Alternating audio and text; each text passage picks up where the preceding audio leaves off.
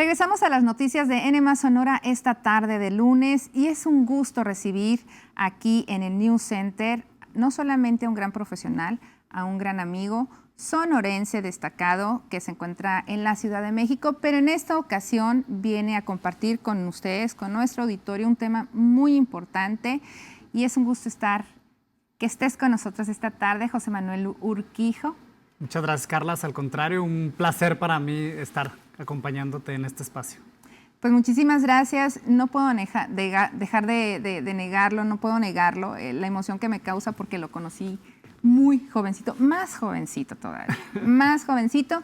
Pero en esta ocasión vienes a compartir con nosotros y con nuestro auditorio un tema muy importante porque tú vas a impartir un taller aquí en Hermosillo en los próximos días sobre manejo de crisis. Y lo platicábamos antes, ahorita, en el tema de la transparencia, de cómo estamos en este momento y la importancia del correcto manejo de crisis.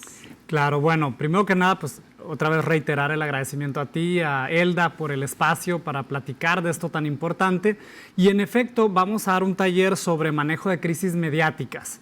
¿Qué es una crisis mediática? Yo creo que es importante definirlo primero, ¿no? Y es toda aquella acción o actividad que ponga en riesgo la situación financiera, legal, la reputación de la empresa y sobre todo lo más importante, vidas humanas. Y esto aplica por una parte para empresas, pero también para organizaciones civiles, también para políticos, gobiernos, etcétera.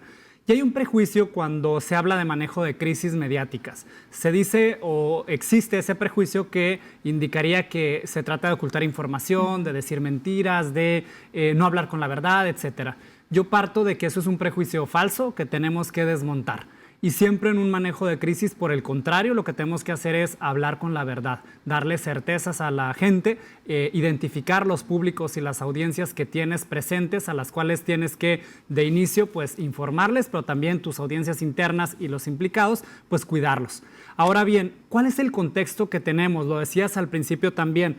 Yo creo que en la actualidad empresarial del mundo, no solo de México, pues tenemos que la desinformación, la infoxicación y la desconfianza por las noticias falsas, también exacerbado a su vez por pues la polarización que nos vino a traer o a exponenciar más bien el COVID-19, la pandemia, pues ha provocado esta crisis de confianza. Y no lo digo yo. Así que, como dice el dicho, lo dice la ciencia, lo dicen varios estudios de opinión pública, como el informe del barómetro de Edelman, el barómetro de confianza, que apenas se presentó en enero pasado. Y déjame presentarte un par de datos.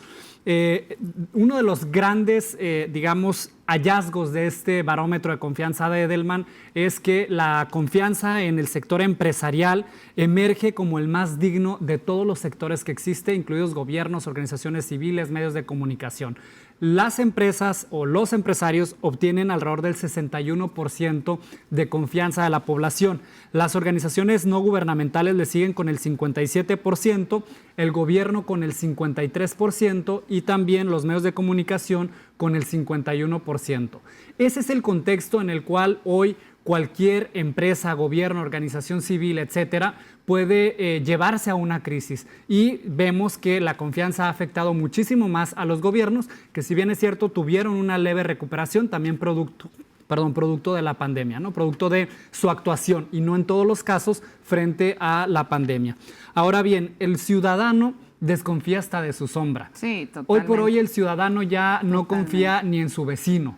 Y es producto también de todo esto que venimos hablando, por una parte, efecto de la pandemia, pero también pues esa crisis democrática que existe, esa crisis que hay entre los mismos vecinos, por la desconfianza misma.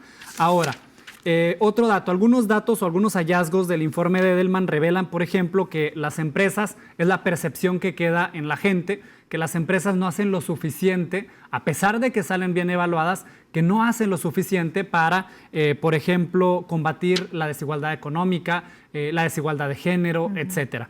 Ahora, es una gran oportunidad.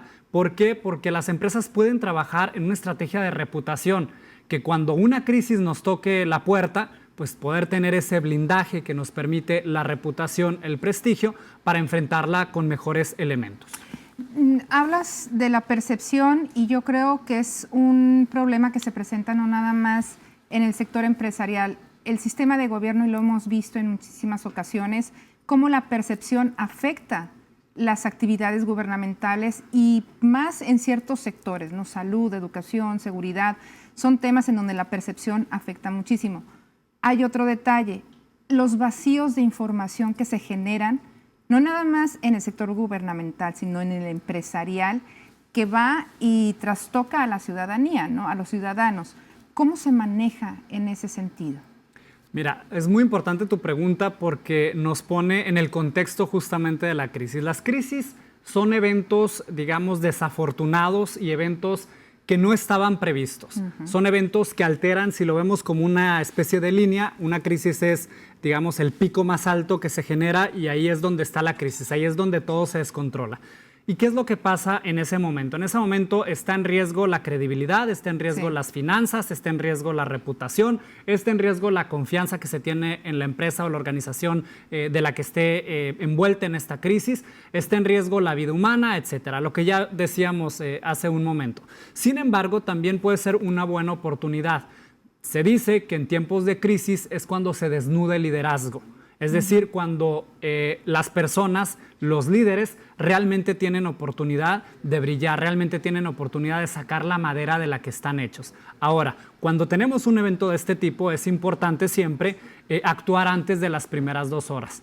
Primero, cercar la crisis, que no haya ese vacío de información, que podamos delimitar los efectos de la crisis, pero también que podamos informar a las audiencias y evitar que una crisis que pudo haber sido controlada, pues tenga consecuencias o efectos devastadores. Así es. Y aquí es muy importante para todos aquellos que nos están viendo esta tarde que sepan distinguir y reconocer cuándo se les puede avecinar una crisis, porque el desconocimiento por parte de la iniciativa privada, de los gobiernos y demás actores que pues convergen aquí en la sociedad puede dar ahora sí que al traste con una empresa, con un gobierno y demás. Entonces el detectar ese momento y acudir también con especialistas para poder manejar de la mejor manera, ahora sí que esta crisis y de ella poder sacar provecho. Sí, mira, es muy común que nuestro sentido común, entre comillas, que es el menos común de los sentidos, nos hace tomar decisiones rápidas, apresuradas, decisiones que no necesariamente son estratégicas.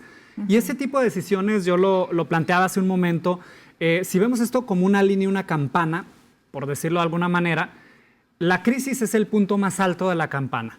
Y cuando estamos en ese punto entre la intensidad por una parte y el tiempo por otra parte, cuando estamos en ese punto más alto, tenemos oportunidad de actuar de inmediato.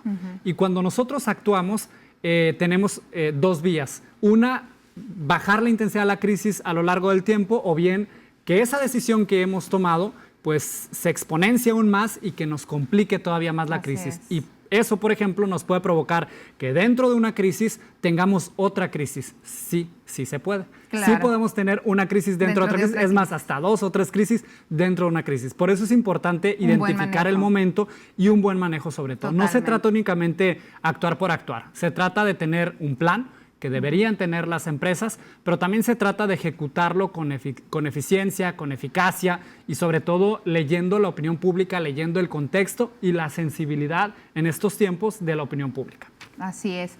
Pues muchísimas gracias. Ahora sí ya sabes cómo es el tiempo en televisión, es un tema que da para muchísimo más. Fue un gusto que nos acompañaras esta tarde y explicarle a nuestra audiencia de lo que trata un manejo de crisis y bien manejada.